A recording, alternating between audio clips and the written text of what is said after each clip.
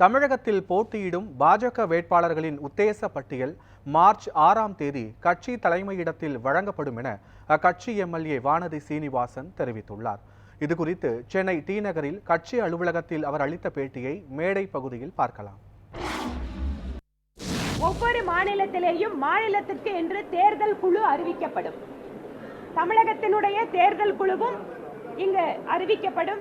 அதில் கட்சியினுடைய முக்கிய தலைவர்கள், தேர்தல் பொறுப்பாளர்கள் இவர்கள் எல்லாம் இருப்பார்கள்.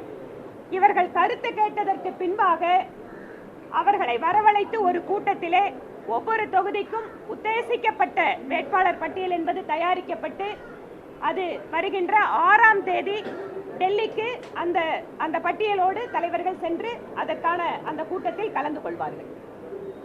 இதுதான் எங்க தரப்புல இருந்து நாங்க ஏற்கனவே 195 கேண்டிடேட்ஸ் வந்து வெளியிட்டாங்க. இதுல தாமதமாக எடுக்கக்கூடிய முடிவாயே இவ்வளவு நாளா இதை அறிவிக்கல, வேட்பாளர்கள் யார் அப்படிங்கிற தேர்வு செய்யறதுல.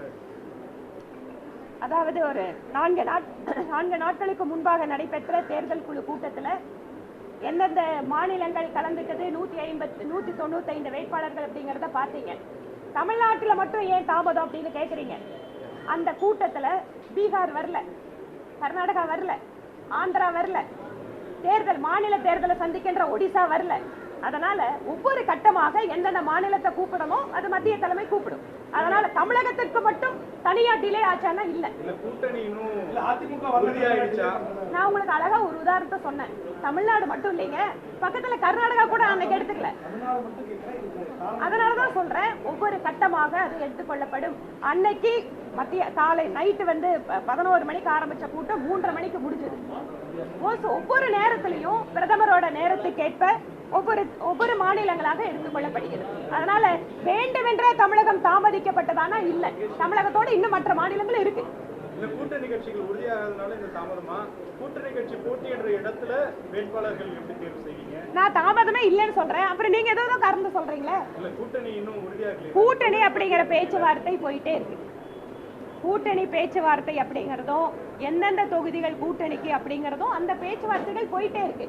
ஆனா ஒரு கட்சி அரசியல் கட்சியாக அத்தனை பாராளுமன்ற தொகுதியிலே எங்களோட பணிகள் இருக்கு.